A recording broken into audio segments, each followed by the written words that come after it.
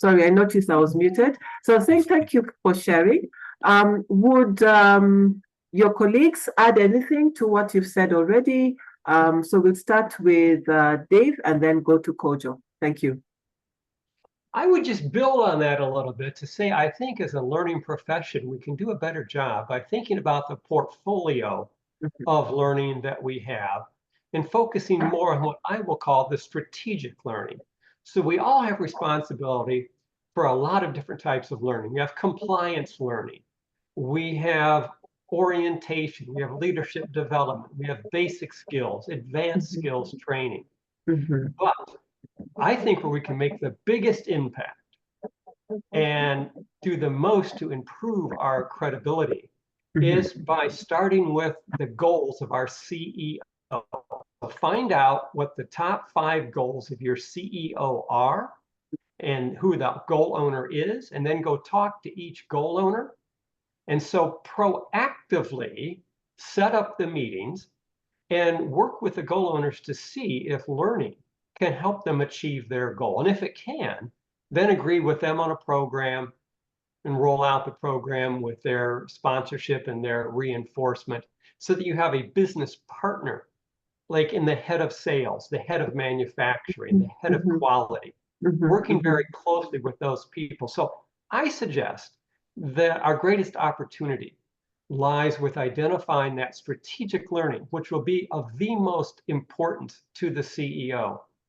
And then using the ROI approach to show the impact that we have, the contribution we're making to achieving their goals. So it's not about us. It's not about us in learning. It's about what we can do to help our CEO and the head of HR accomplish their most important goals. So Dave, I have a follow-up question for you. In your experience, do you find that there's a disconnect between that intended or desired partnership between the CEO's focus and goals and L&D? Well, yes, I do. In most organizations, I think there's a very wide disconnect because too often L&D is in a reactive mode. They wait for someone to come to them and ask them for help and training. And we should not be in a reactive mode. We should be in a proactive mode. So we need to go out and we need to schedule the meeting with the CEO. We need to schedule the meeting with the head of sales, the head of manufacturing. We don't wait for them to ask for our help. And make it part of your business planning process. So when the rest of your company is going through the business plan for the coming year, that's when you need to go out and create your business plan for learning for the coming year. But you start with your CEO and with those goals. So yes, I think there's a tremendous disconnect because most organizations are missing this opportunity to form this strategic partnership and to take a leadership role, not waiting to be asked. But we step out, we initiate it. Let them see how good of a planner, how strategic we can be. Thank you. So still on the same, and on to you, Kojo. So do you think it's a capacity issue, or is it just that many people, I mean, why is there a disconnect? Where does it come from? And how do you think it can practically be fixed? Yeah, so I think I like the emphasis on the strategic alignment. But when you talk about strategy or what is important to the CEO or the board, it doesn't have to reside in the head of the CEO. And that is why the leadership would put up a committee or a team and actually go through the strategic planning process. So during that process, we come up with the specific objectives that we need to achieve. So the first thing the leadership of the organization has to do is to be able to involve the HR or the L&D in the strategic planning process.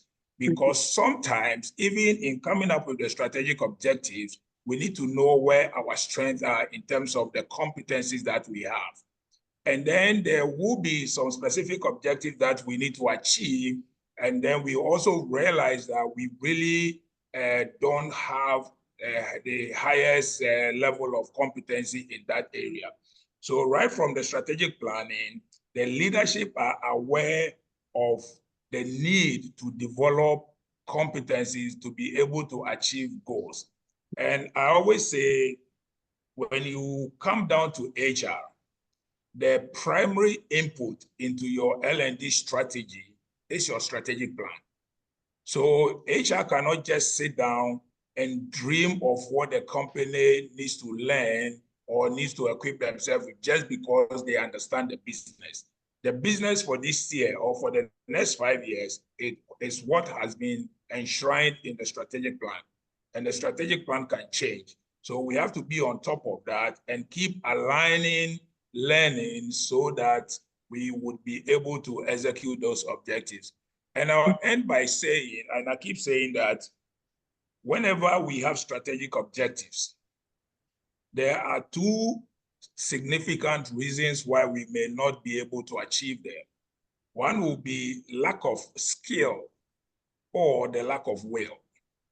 The lack of will means that people know what to do, but through motivation, salaries, and the conditions, and so many other factors, people are not motivated to work. And even that lack of will, you still need to train line managers on how to motivate people to do the work. And then there's the straightforward lack of skill, meaning I need to use Excel to do something and I have no idea on how to create an Excel model. So those are there. So whether it's a will or skill, you still need to develop line managers or the affected employees with the necessary competencies to be able to work towards strategic objectives. So I'll end by saying, when you look at your L&D plan, right, the way you can achieve strategic alignment is every training program you have identified, there has to be a next column which says, which objective is this going to support? And that will help you to get strategic alignment. You. Very, very interesting inputs there. The value and the importance of strategic alignment. And I think it's about collaborating more. I know it's the head of HR or the HR director typically who will be sitting in the strategic discussions, but the cascade must happen and the partnership must happen. And as we make course corrections at the C-suite, that needs to trickle down to the rest of the business. And so my next question is to you, Dave. And I think we've already touched on what the perfect partnership would look like. So I'm going straight to ask you, so how then in different organizations is return on investment measured? Is it done as a regular discipline, or is it just when we need to think of which project or which initiative to axe? Well, good question. I think the survey data show it's not regularly done, that a minority of people are measuring ROI. Mm-hmm. So, but it's also the case that you don't need to do it for every single course. So it does take some time and effort. There is an ROI to the ROI, and you don't need to do it for every single course. So you should be thinking about which of your courses maybe cost the most, reach the most people, have the highest visibility. So where would you want to put your measurement resources to work? And I think in an organization like Caterpillar, it made sense to focus on those strategic courses first in support of those top level goals. But we also did ROI in a number of other programs because we could learn from it. And I always thought you could learn something from every ROI study you did. In fact, we had a couple that turned out to be negative ROIs, which surprised us. And that caused us to learn why that happened so we wouldn't repeat that again. So it's not widespread yet. We have a great opportunity as a profession to do more, but we don't want listeners to think we're saying they have to do it for every single course every time. That would be too much work. So apply it where it makes sense, where you think you have the opportunity to learn the most from it. I think a reason for doing ROI is not just defensive. It's not just to prove our value to prevent our budgets from being cut. It's a way to manage, and it's a way to continuously improve. So at Caterpillar, I would look to do ROIs on different types of programs. Even when my CEO, for instance, said, don't do one on leadership development. We know you've involved us with the program. We are fully on board. You don't need to prove anything to us. Well, I went ahead and did it anyway. Not because I had to prove anything, but because I wanted to learn. I wanted to see what I would learn about the benefits and costs by bringing those two elements together in ROI. So I think that's where the value is. And I also think it's really important, maybe we come back to this later, that we not just think about ROI as something you do after the program is over, but that you have in mind from the very beginning, and you work with the goal owner to plan what you want for the ROI, which forces you up front to identify what the benefits are going to be, identify what the costs are going to be, and really spend time thinking about the partnership you need to have with the goal owner in order to achieve the impact that you both want. Because learning cannot do it alone, only in partnership. So bring it forward. Don't save it as an exercise you do at the end. Pull it all forward. Exactly. So as Steve Covey says, begin with the end in mind. So you design it backwards as well. Daniel, what would you say, or what would you add to what Dave has already said in terms of the way it's measured?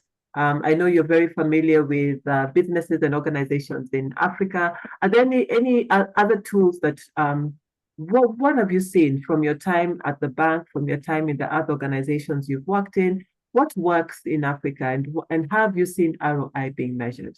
And then we'll come to you, Coach, as well. Thank you. Thank you for that question. To me, ROI is at the center of our businesses in this sense. Okay, I mean, every human endeavor is carried out for some value. Okay? Although it's not stated, but any enterprise exists to create value. Okay? So any goal that we meet or any objective we want to achieve, ultimately, its achievement should bring in something better. Okay? So, and you can clearly see for any goal to be met, okay, there has to be certain performance levels and capabilities to enable us to achieve those goals. Okay? And now here in comes in learning, okay? Because we don't just perform well out of chance. It is through learning that we improve our performance capability to actually meet the goals that you want to meet or objectives, resulting in the value you want to create. So from experience, mainly in Africa, is that there's need to be a paradigm shift, especially around the place of learning in our organizations. Okay, and one of the things that I've been very keen on, or I think is an opportunity, is that as learning or as like leaders, we need to shift from focusing mainly on compliance. Okay, that the training was done, we've checked the box, people have gone for training, and it was a good training, people felt well. We need to go beyond that and say, yes, the training was in place, people learned, these goals were met, okay? And out of the goals or objectives being met, this is a value that has been obtained out of it, okay? Now, as Dave has put it very well, we cannot do ROI for all training programs in an organization, okay? We need to identify which ones are key in terms of investment, in terms of visibility, but at the back of our mind, everything we do should ultimately result in some sort of value. Okay? Now, the question now is, to what extent are we going to be insisting on value on each program? Okay? But at the back of our mind, always, let's not just stop at complying in terms of fulfilling what was supposed to be done, but always question, okay? Out of this initiative, the goal has been met, the objective has been met, but what value has been made out of it? So I just need to emphasize that paradigm shift, not being just a transactional, a compliant or operational function, but one that is out to create value and can demonstrate this by showing the ROI. Okay, I think that's what I'd really add on that. Thank you. Thank you very much. Wanting to introduce another angle, Kojo, and this is for you, is yes, we're talking about ROI on learning and development, but how do we know, how do we prove that the benefits or the improvement in performance came from the learning and development interventions? It could have come from other factors, like probably improved incentives and others as well. External factors, I read my own. You did not invest in my training. I took myself on a course, and now you are busy saying that it's because of the interventions that you took. So how do you really link it to the learning intervention? What are some of the things you've done in your experience? Thank you. Yeah. So I think I like something Dave said, which is ROI is not something you do at the end, right? So for every program that companies want to run, hopefully they have done some training needs assessments, and then they have identified those needs. So let's say today I'm going to be using Excel. Okay. So you did training needs assessment and you came up with Excel training. So the question you ask yourself is, why Excel training? And then you are going to say, well, I've been doing it manually. So when I use Excel, that is going to cut my time. So right there, as you are doing the training needs assessment, and you say, well, I use 10 hours. When I equip the people to Excel proficiency level 3, they are going to use 6 hours. So that gives me 4 hours of free time. So in the simplest term, as you're having that conversation, you say, what will be the ROI? You said the ROI will be 4 hours, right? Then you can go through the complications of determining the actual monetary value of the 4 hours that we are talking about. But then you go for a sales training. Okay, I'm a salesperson. I go through company sales training. And today is my lucky day. I'm working, and then boom, I met Caroline. Caroline is deep pocket, and she decides to, for whatever reason, spend so much and buy from me. So was it because of the training, or was it because Caroline was in a good mood to spend that day? So there's always the importance of data collection. And even in your training needs assessment, you come up with all the possibilities so that when you finish, you can collect data on the lack part and everything, and then isolate and then remove the things that can be eliminated. Because even if I go through some type of training, sometimes the training in itself and the mindset of even having been trained, and then the motivation from your boss to use what has been trained. So there are so many factors. So let's say when I take one training program, you can list so many factors that can contribute to success. So you need to be able to understand the data for all these factors and then eliminate those that would not be directly considered as part of the effect of the training. Because other than that, they will just sit down and always say, oh, the salesman sold a lot because he was lucky. But then you can also look at companies' sales data over the past 5 years, and you can see the trajectory. And you can also see the anomalies where there was some luck in the process, and you can draw some trend line. So it says, if I didn't do training based on the trend line over the past 5 years, this is where my sales revenue is going to be. But because I did the training, and then when you did the training, in your training needs assessment, what did you think you were going to monitor? What did you think you were going to measure? Is it like time to close the deal? Is that shortening? And it's not just one deal. If I run, let's say, 20 deals in the year, compared to last year, have I shortened, right? And if we are talking about upsell, right? Have I been able to do upselling? Whereas previously, I wasn't doing outselling. So I think the reason why people don't do ROI computation is it involves a lot of work at the beginning, but it also has to be a culture. So even though we may not spend our time doing ROI for every single training, if that is the culture in the department, for every single training, at least we'll have some type of discussion. You know, as simple as, let me go for even this program that we are on. If your employee came to you and said, oh, Caroline is running a program, I want to take 2 hours to be on that program. If that is the culture, your boss has to be able to say, what will be the return on investment when you go for this program?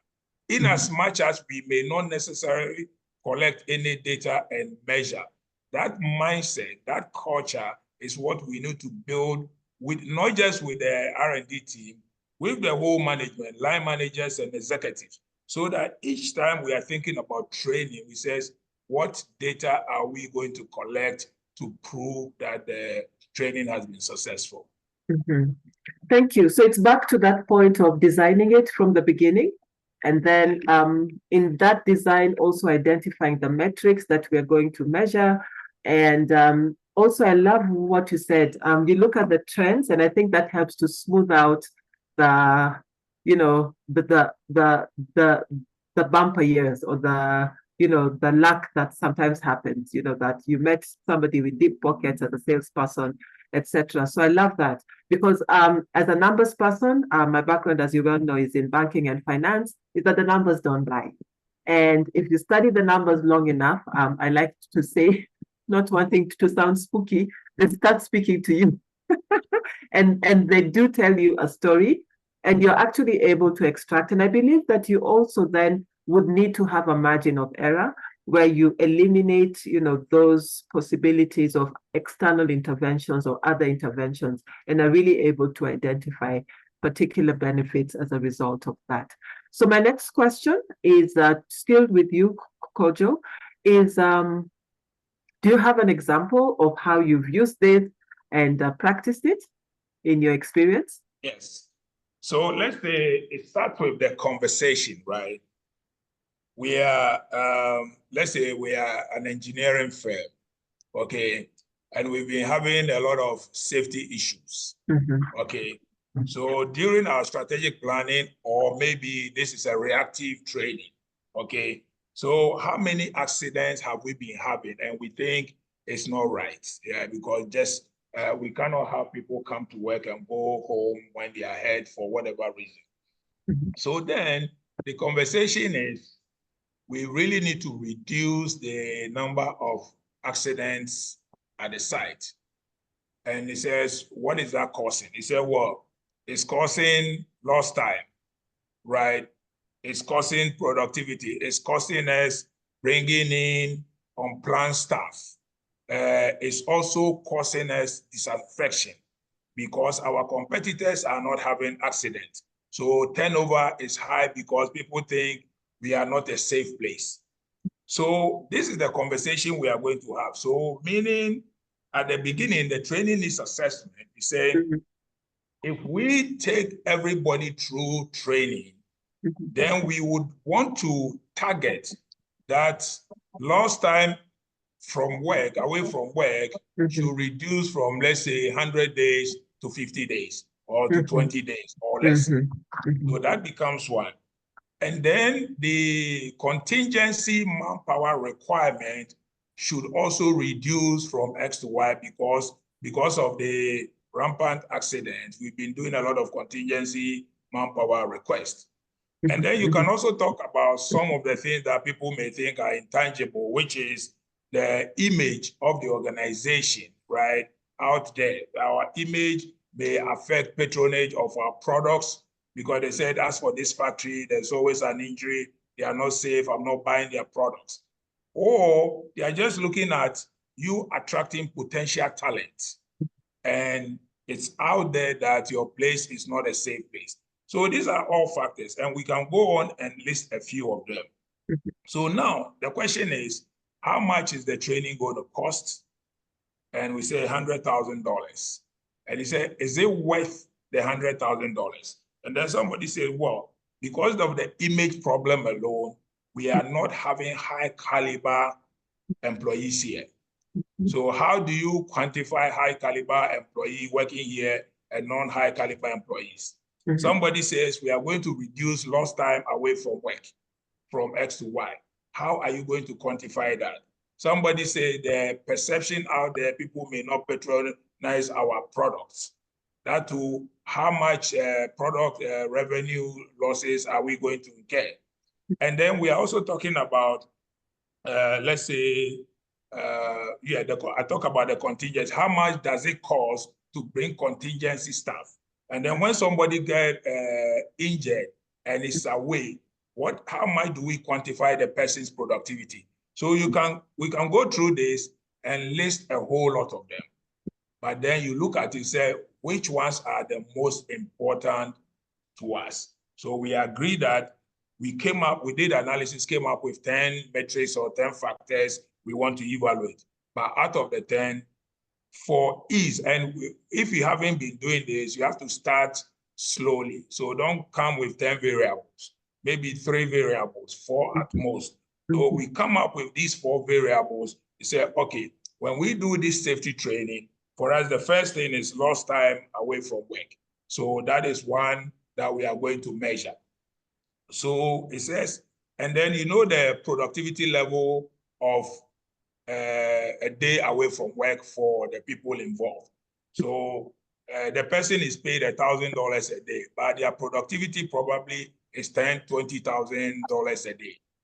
So if you know that the lost time, the value of lost time is 20,000, then if you are reducing injuries from 100 days to, let's say, 40 days, right there, we are talking about 60 times 20. Are you getting it? So if that's the only thing we want to focus on, then 20 times 60 is what? Help me with the mathematics here. It's like 1,200. Yeah. 20 times 60 is 1,200. 1,200. Okay. 1,200. No, we are talking about what? 20,000. Or 20,000, right? Yes. Yes, and reducing the number of days. So that becomes 120,000, right? So if right there, we said we were going to spend 100,000 for the training, okay? And we monitor the training, because when they come back to, now we need to monitor behaviors to make sure that behaviors conform to the safety practices they have learned, so that it actually reduces. And if it reduces, that means we have spent 100,000 and we have recouped, what is it called? 120. So if you look at it, that means we have 20 over 100, right? The net gains is 20. So if this is for one employee, and then you multiply it by the number of employees, and then you can bring other factors in. The other factors you have, the cost to hire, replacement, and all of that. So you have to take them factor by factor and come up with some computational values attached to these factors, and then you can have all of them put together.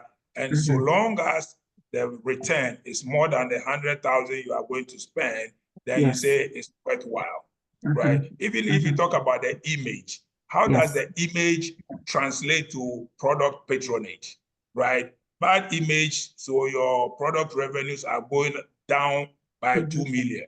And sometimes it can be really huge, right? So I think that's how computationally you go about it. Yeah. Okay. Yeah. Thank you. So appreciating that in large organizations, in bigger businesses, there's already frameworks and metrics to do this.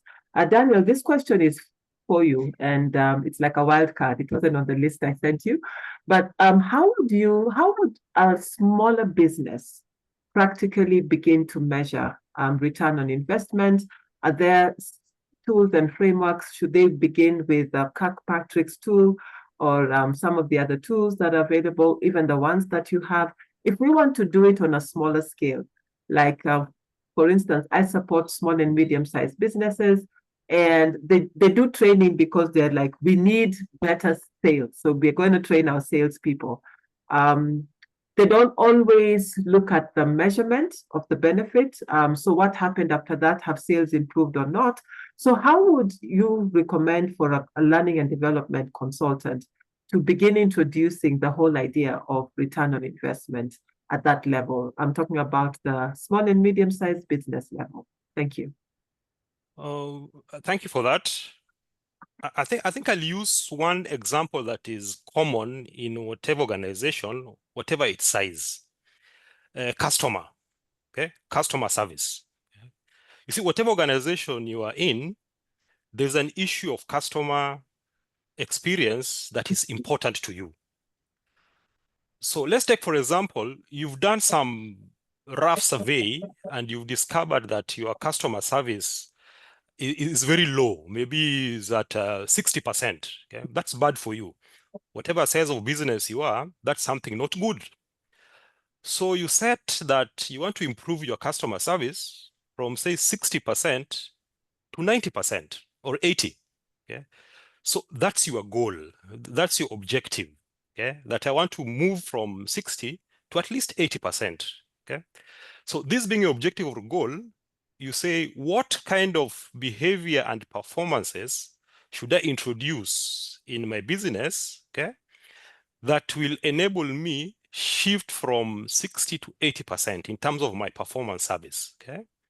Then maybe you identify that, oh, there's a good training that is around, okay, that will address some of these issues that I'm grappling with. Maybe your staff can't communicate well with the customers, okay? Maybe they don't respond in good time. So although your business is small, you are going to be investing in something that ultimately will improve your customer service, which will translate to your business performing better. Okay, so this is a good example of where you can use ROI because you'll identify the gap, okay, or that opportunity of improving your customer service from, say, a rating of, you don't have to do an actual computation, but at least you have a way of knowing that it has improved. Okay, so once you've identified that training, you clearly see where you want to shift to, okay? You identify what performance behaviors do you need. Maybe it's communicating, okay? Maybe it's follow-up, okay? Then now you design now a training program that will address those behavior changes. Yes. Now, anything in an organization, there's expenditure, okay? There's something you budget for, okay? So the idea of ROI is that once you've done the training, okay, you've aligned it to the desired performance. Okay, now you come back and check what are the changes that have occurred, maybe 3 or 6 months after the training program. Okay? Now you can now identify things like maybe more customers are coming in. Okay?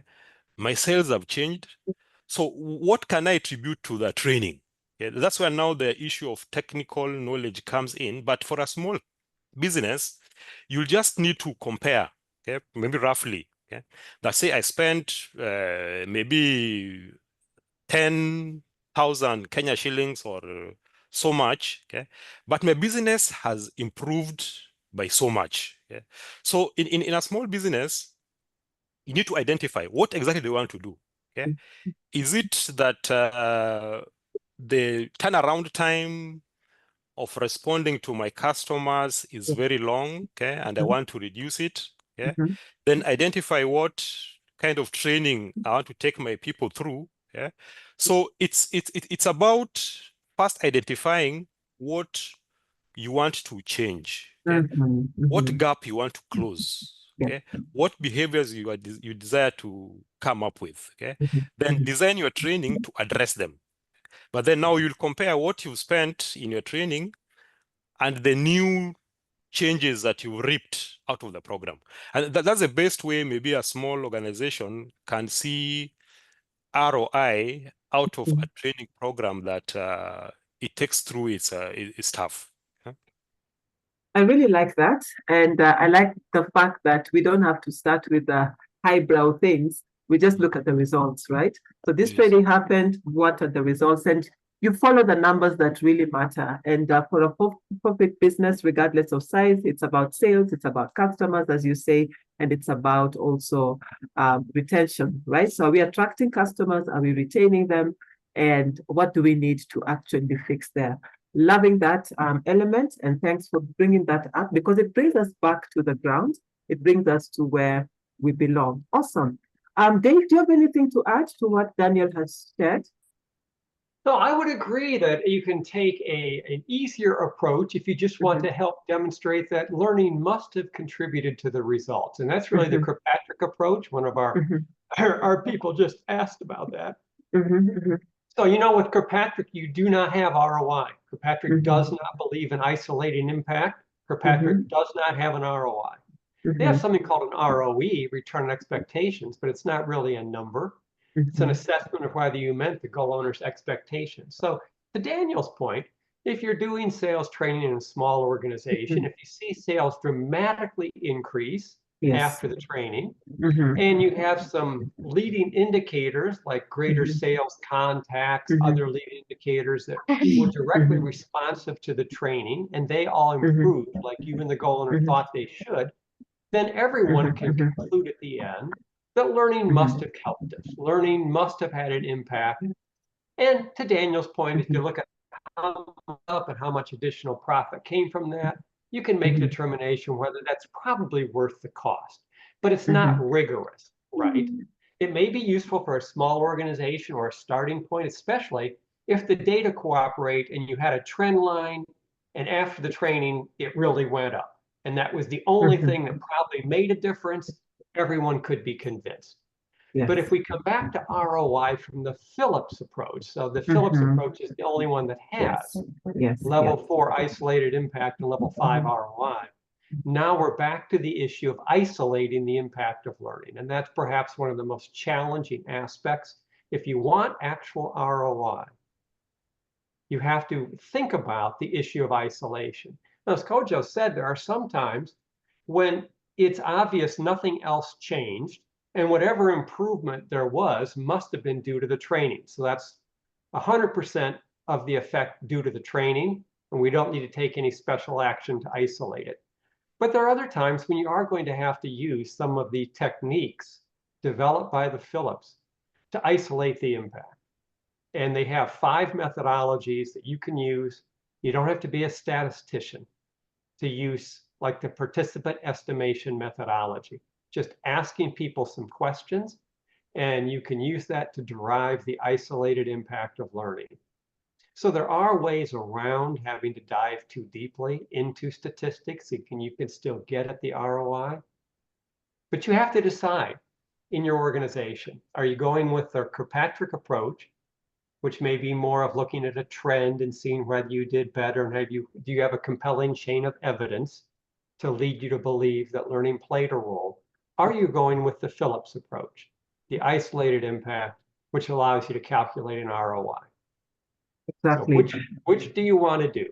Yes. And in an organization, you could do both. You could say, for these courses, I'm just following the Kirkpatrick approach. It's easier, and I'm just following that approach. I won't end up with an ROI, but that's okay. On these other programs, I do want an ROI. Exactly. So again, I think that's a recurring theme in our discussion today, that it's all about, at the end of the day, what is it that we want to measure? And I love the fact that it needs to be results-based. And of course, as also Phillips did it in adding to what Kirkpatrick has done, there have to be numbers. But there's also the Brinkerhoff approach, which considers other factors as well. So not just the fact that, was it just the L&D, were there other interventions, and how much did they contribute? And also looking at those that were not so successful. Why were they not successful? And therefore, by looking at those that are successful, then we learn, and I like that you'd mentioned earlier, we learn what we should do more of. And from those that were not so successful, then we learn what we should do less of. So loving the discussion, but also looking at the time and realizing that we need to bring this home.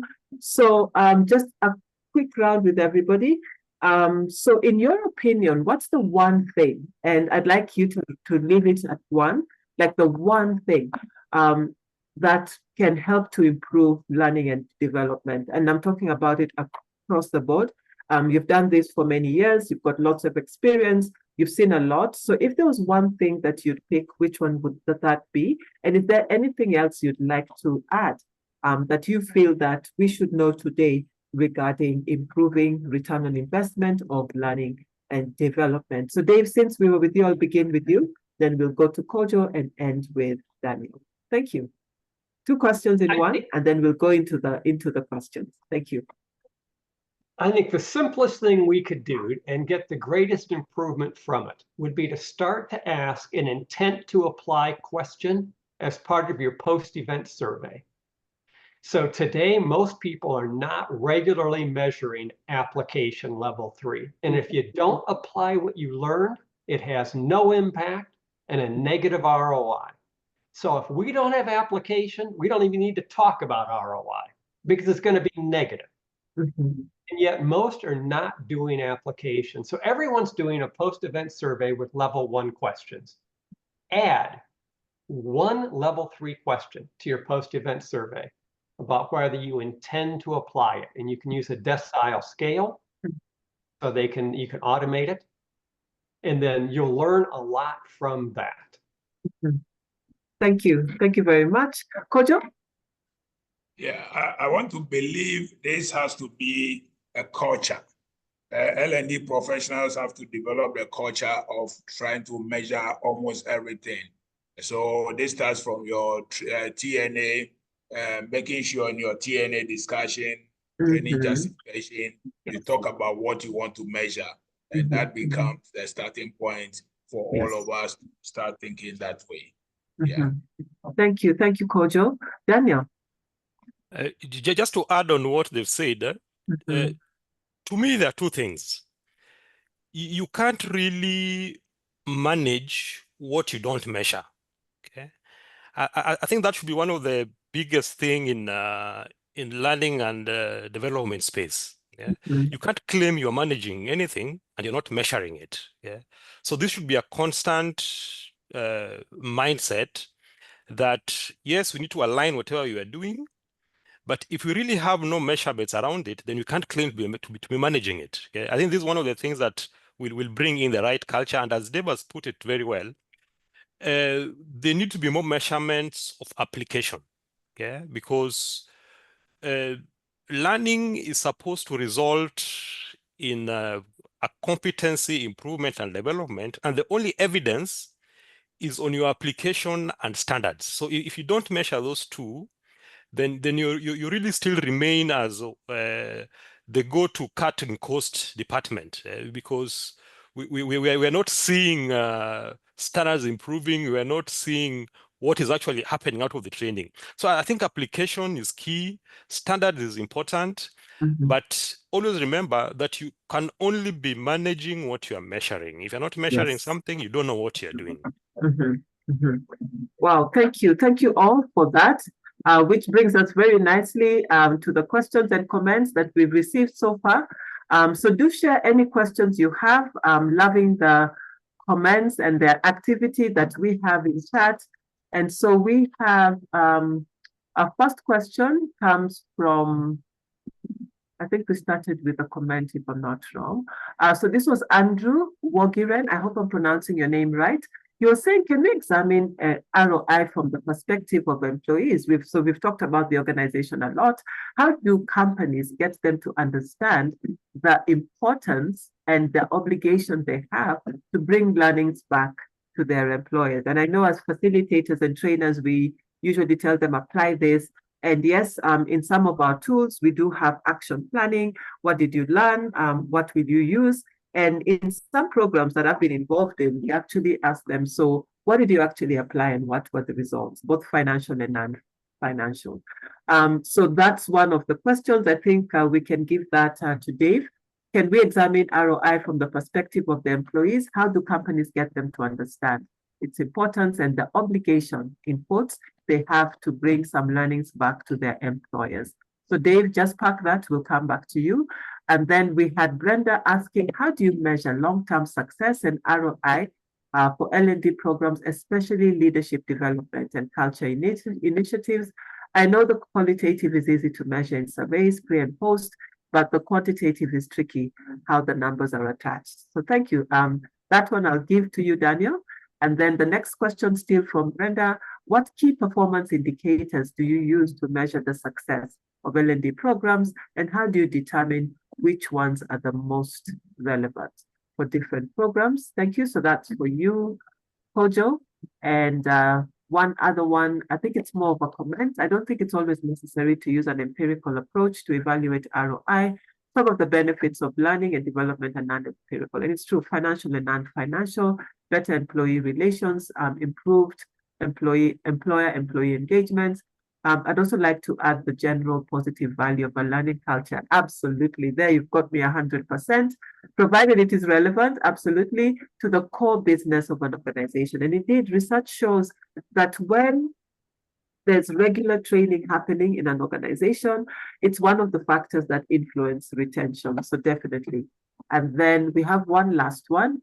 Kindly discuss the effectiveness of the Kirkpatrick model on measuring ROI. I think we've kind of discussed that, so we'll see if there's anything to add on that. So let's start with you, Dave. Thank you. All right, so the question was about how do we get employees to bring back the value, and how do we see that they get the value from the training? So I think that really does start with that strategic partnership with the goal owner, with the sponsor of the training. You have to work with them. They have to communicate with your help why the training's needed, what's expected, how they're expected to bring that back to work and apply it. And in many cases, that isn't going to happen automatically. So the training department also needs to coach the supervisors of the employee on how they can best reinforce the learning. We need to help them help their employees apply the learning, because that's not their job. They don't know how to do that. So communication and reinforcement, I think, are keys to getting the application back on the job. Thank you, Dave. Indeed, I couldn't agree more. Absolutely spot on there that it's a partnership and everyone needs to be involved, not just those who've gone for the training, but also the managers. And it speaks also to the alignment that we discussed earlier. Thank you. And so on to you, Kojo, about the key performance indicators that are used to measure the success of L&D programs. How do you determine which ones are the most relevant? Okay, so I think, sorry. So the main one that I'll talk about is the competency index, right?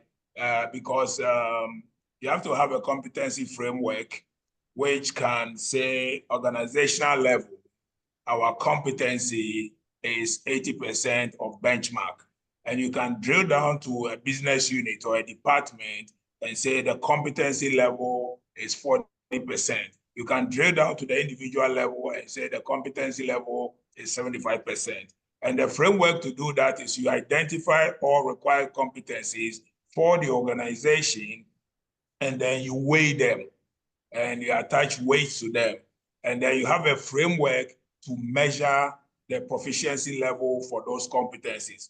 So you can do that at the organizational level, at the individual level, or at the departmental level to be able to do that. So as L&D, what it should be of interest to the leadership of the organization is the competency index at the global level, which is the organizational level. And then when you come to the department, then we are also, the head of the department is also looking at the competency level for that department. And then the line manager, together with the employees, are trying to measure the competency levels of the employees. So to be able to do that, well, let me still use Excel, for example. You know, the basics for Microsoft is we have the basic, intermediary, and then advanced. So we can say the entire organization, we have done some evaluation and we are all at the basic level. So in the next 2 years, we want to raise the Excel proficiency for all employees to the intermediate. So all our training activities in Excel will be just towards people being able to get to intermediate Excel. So you can take it to other programs for the organization, and then you have a scale to measure and then be able to say yes. But then the importance of this is how do you now align that with productivity? Okay, so if the organizational competency level was 60%, and over the past 2 years, we've been able to raise it to, let's say, 80%, do we have a corresponding increment in organizational performance? And I think that alignment also has to be done to prove that the training has delivered. Yeah. Thank so you. competency index is my answer, yes.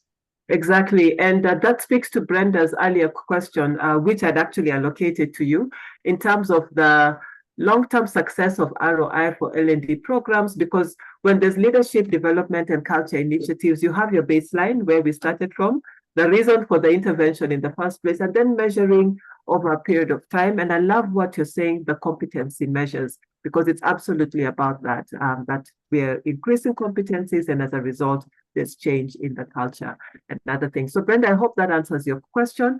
On to you, Daniel, about the KPIs, the key performance indicators used to measure the success. I know it's related to what Kojo has shared, but is there anything that you would add in terms of the key performance indicators that you would use to measure the success of L&D programs? And how do you determine which ones are most relevant for different programs? Thank you.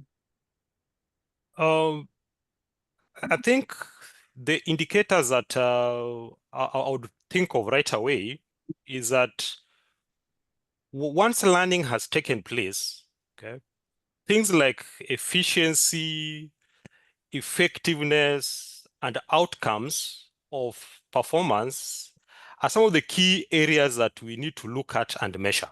Okay? Because whatever program you've gone through, okay, the things you will really measure is how effective is it, okay? How efficient is it? What outcomes are coming out that were not there that are now evidence of going through the training program? So those are the key indicators that I think we can really focus on. But just to add on what my colleagues have said, even earlier, that this long-term success can only happen if there's a partnership, okay, throughout the cycle. Okay, as much as possible, we need to shift from reactive programs. Okay, that off the leader's head, he says you need a customer service training, and you rush and craft something and you run with it. Okay, but if there's a partnership right from inception of, say, strategy and annual goals, and that engagement throughout the year in terms of the reaction to the program, what learnings are taking place, and very important, what is being applied. So the partnership between, say, line managers and participants of our program, this is what enables us to really monitor those key performing indicators, because it's not a one-off thing. Okay? I usually tell my colleagues in finance that what they tell the business is what has happened. Okay, but what L&D should be doing is to show how and why. Okay, which can only happen if there's a partnership that goes through the cycle and doesn't wait for the end. Okay? So I think that is the key indicators. And as I've just mentioned, those 4 things about efficiency, effectiveness, and outcomes, those are good indicators of how well we are doing in terms of our training programs. Exactly. And that speaks to one of my pet topics, which is the fact that we need to be collecting the data, because the data then speaks. It tells us what's happening. If we don't have the data, then we're not able to speak. So it's not only financial, the numbers, what was actually trained, and then results of that. Thank you. I think there's somebody on the line who needs to mute themselves. Let's keep ourselves muted, please. Okay, thank you. Great. So let's look at some comments. So Brenda says, I find that most examples are around businesses that are for profit. True. Dave, could you talk about, and this is specific to you, Dave, from Brenda, about return on investment in non-governmental organizations that are serving communities. So in essence, not-for-profit organizations. And then Sadia piggybacks on that, as well as educational institutions like schools. And then Kojo has already said that not-for-profit could measure the decrease in the number of homeless or school dropouts, or a school can look at the pass rate here. And that's one that we use a lot here. In Africa, the pass rates of the schools, of the students, or reduction in bullying incidents. I think other measures, depending on what you're looking at, would also be retention of the staff, the non-teaching staff and the teaching staff as well. Anything to add, Dave, that was specific to you? No, that's a good list. So nonprofits have a lot of the similar goals to for-profits. It may not be to make money, but you need grant money. You need funds coming in. So learning can help your staff be more successful in getting budget and getting funds. So that goal, whether it's revenue in a for-profit, whether it's revenue in a nonprofit, it's the same kind of goal. And as you just mentioned, Caroline, you have the same HR kinds of goals: retention, employee engagement, leadership. You have similar goals in quality. So a nonprofit is not as different as you would think from a for-profit in terms of the goals they have. And when you drop down to any individual course, you can look for ways that a course improves someone's productivity or quality, regardless of the kind of organization. So actually, this whole ROI approach, all that we've talked about in the past hour, this mindset, this culture, it applies equally well to nonprofits, governments, military, educational institutions.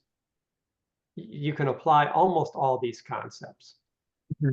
Absolutely, thank you. And then we had a question by Justa: do you have a simplified tool for calculating ROI? Most of the ones you've encountered are complex. Kirkpatrick is not, but it is a bit limited in terms of the monetary measures for that. Look at Brinkerhoff's. It's rarely mentioned, but it's very, very useful. Thank you. And then Joseph asked, how do you link training budget to ROI? Let me give that one to you, Daniel. So Kojo, you are on time responding in chat. Thank you for that. So computing total ROI for all training programs and compare with the total training budget. So in short, how much was spent and what was the monetary benefit of that? And then you'll be able to calculate the return on investment. Daniel, anything to add to what Kojo and I have shared? I think you mentioned something about budget and ROI. Yeah, there's a book about business of learning that I think it would be nice to read by all of us. I think it's by one of the panelists. That's Dave. Yeah, that is important for improving business acumen of people in the learning and development space. Because one thing we need to appreciate that there's no any single initiative in an organization that doesn't have a budget. Okay. Maybe there are some that you can clearly follow through and see what maybe has come out of it. But every initiative in an organization has a budget. And we need to always have that in mind as people in learning space. The culture of there's a function in the business that does numbers for us is no more, okay? And it doesn't really put us in the decision-making table, okay? There has to be this culture of these initiatives. This is how much it has cost the organization. So there's need for us to be accountable, okay, to find out what it has brought, okay? And we just to mention something about what Dave said about non-profit and for-profit, because it's something I've always been confronted with many people that, oh, you are from private sector, this doesn't apply for government or non-profit. I think ultimately any organization exists to create value, okay? So value is not profit. Okay? Even if you are not for profit, you are supposed to create some form of value. Okay? So I think that should be the focus, so that we don't say that this cannot be a business or for profit, so we don't need to focus about value. Whether for profit or not for profit, you exist to create value, and you have to demonstrate what value is this you are creating as an organization? Okay, and that's where learning plays a very important role. Okay, and we have to connect that all these initiatives we are having ultimately are translating to some value of some kind. Okay, and the value is not profit. Value is just comparing what I put in, what has it brought. It can be in terms of revenue, it can be in terms of saving, okay? Even in terms of time costs, okay? So value is not necessarily profit, okay? All that is a plus to what you had put in is what you should be striving for and should be focused on as L&D professionals. Thank you. Yes, I like that, right? So different organizations will measure value in different ways. It's not always about profit. And of course, there's still some monetary gains, even that not-for-profits look for, like, the grants, the funds raising, etc. Brilliant. So very good. So we have agreement from Brenda, and she says that confirms what I know so that it gives comfort to know that I'm thinking along the right boundaries and along the right lines. Well done, Brenda. And then Lucy asks, specific to Dave, could you talk briefly about the measures, library you have worked for several years and how it can help L&D professionals to level up in measuring ROI? So your book has already been plugged. Dave, anything else you'd like to add? Well, of course, yes. So what I would direct people to is the brand new ISO standard. It's ISO 30437, ISO 3437. Just came out a year ago. This includes 50 measures from that measures library that Lucy was talking about. So it suggests 19 measures recommended for small and medium organizations as a good starting point. And then if you mature beyond the 19, it has 52 measures recommended for a large organization. It defines each measure, gives the formula, gives an example. It gives you recommended measures by type of user, like these are the measures your CEO might be interested in. These are the measures the CLO would be interested in. So it even provides a short description of that participant estimation methodology, one of the ways to isolate the impact of learning. So all that's in a 42-page ISO standard. It's our first comprehensive standard made by a global body with representatives from around the world. And that just came out a year ago. So it'd be great if we could all adopt the ISO standard and begin defining terms the same way and calling them by the same name. That would be a great step forward for us as a profession. Absolutely. And I really like that now it's standardized. And yes, so let's go and download it for ourselves. Hopefully one of the team can find it, find the link to it so that we can access it and download it right after this meeting. Thank you very much, everyone. It's 28 past the hour. And so, thank you. Thank you for clarifying the number 3437. Great stuff. So let's now go into the parting shots. So we'll do it. I don't even remember the order that we started it. So we'll just do it in my order. So we'll start with Kojo, then we'll go to, and that's how you're appearing on my screen. So do allow me that indulgence. So we'll go to Kojo, we'll come to Dave, and then we'll end with Daniel. Thank you. Oh, so this is like closing remarks? Closing remarks, exactly, so that we can end on time. Thank you. Okay, so I want to talk about mindset or want to talk about culture of the L&D team, but most importantly, to build that mindset for the leadership of the organization, especially those who sign the check for the L&D, so that each time they are signing the check, they are asking you that, please take this check and come and prove the ROI. So in all of this, I still want to focus on the competency index as the leading indicator.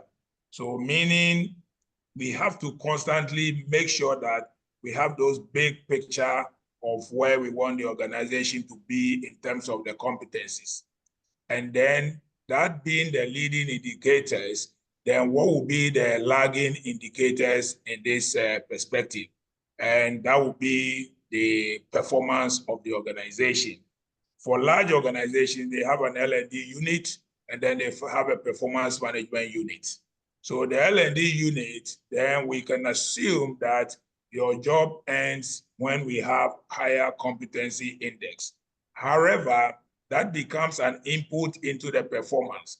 So when we have high performance or we have low performance, we don't want a situation where it will be attributed to lack of competency.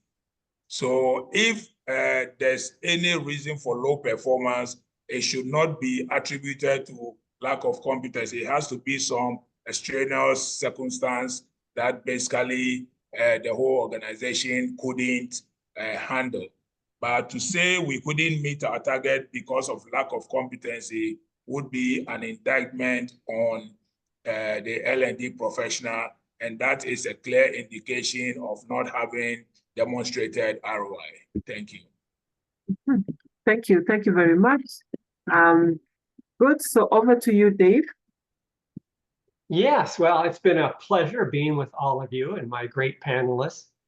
I would urge us to please bring this business discipline to our field, the field of learning.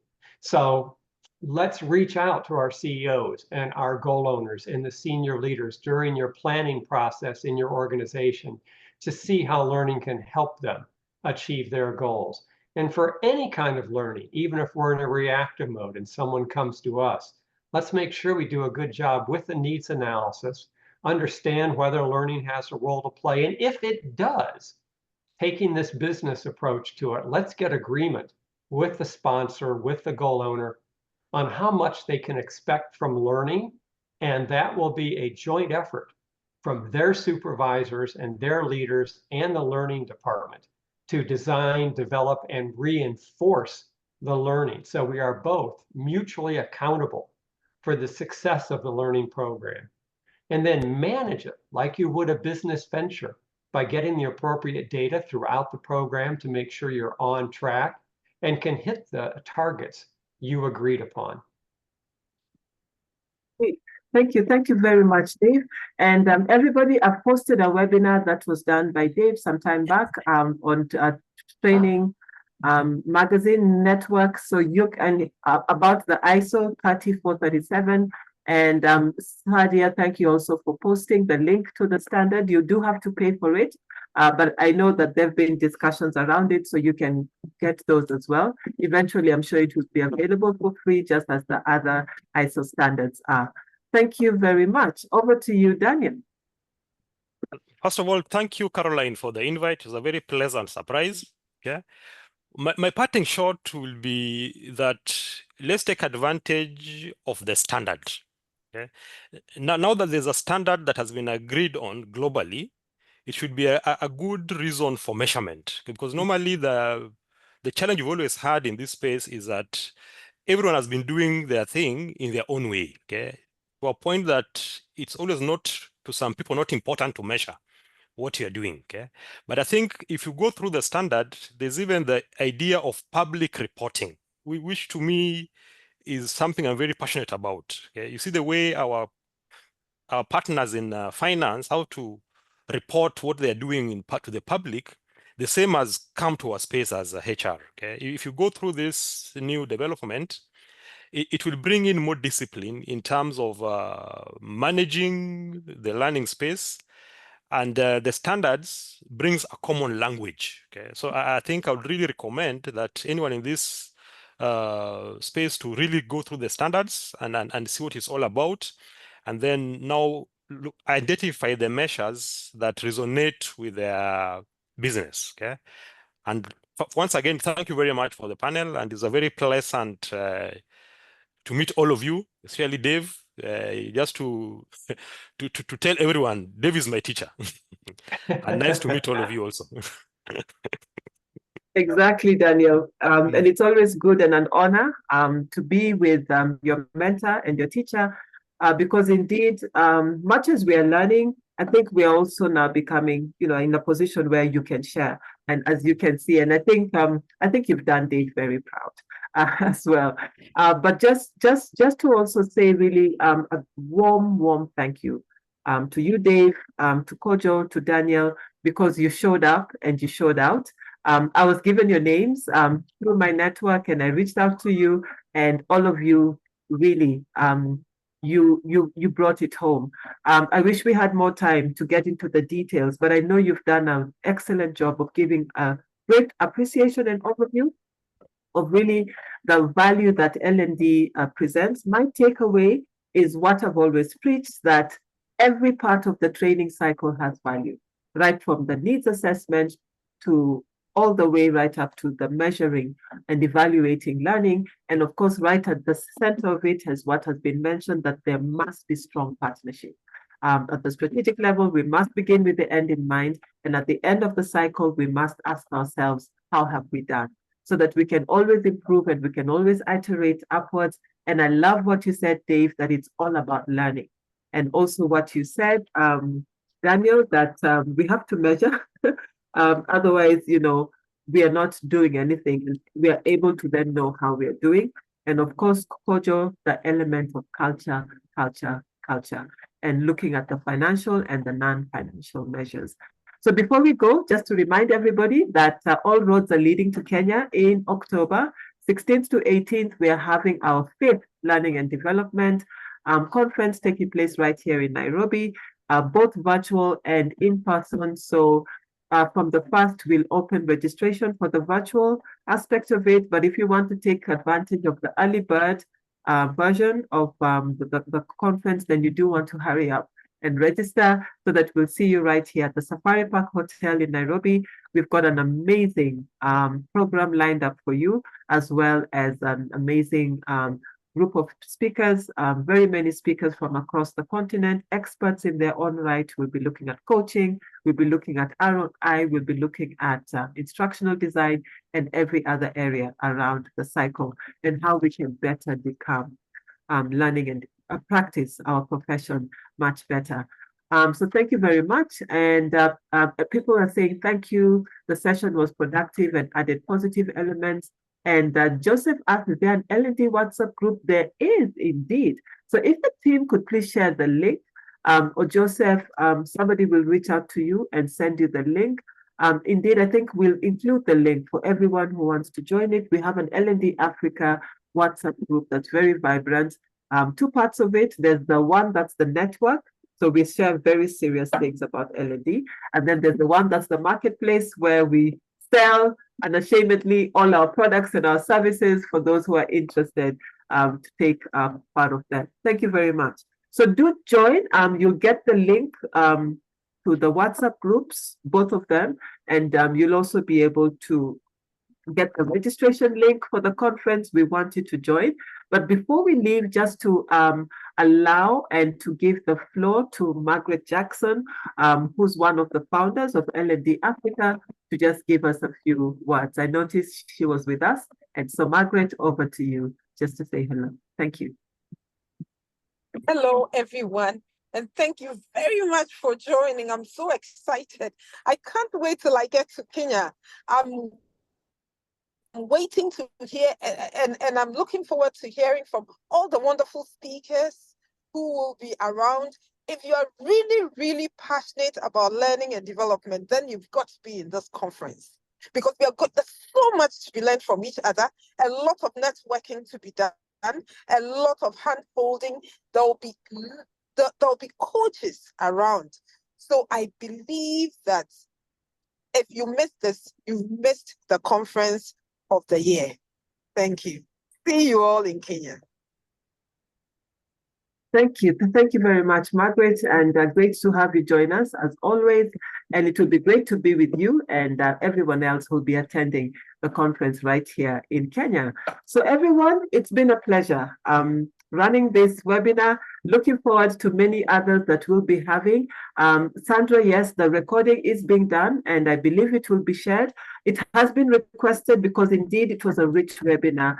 As a very special thank you to Kojo Hamisa, to Dave Vance, and to Daniel as well, Okal, for your rich and generous sharing. Wishing you the best. I'll connect with each of you on LinkedIn, and let's just carry on the conversation, because indeed, as I always say, we play a very important part, and we need to increase our partnership and our visibility to the rest of the business. So thank you everyone for joining. Wishing you well. Do take care and have a lovely morning, afternoon, or evening, wherever you are. Thank you. Signing out now. Bye-bye.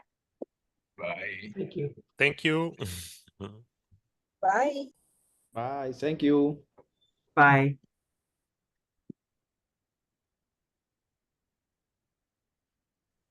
Bye. Thank you.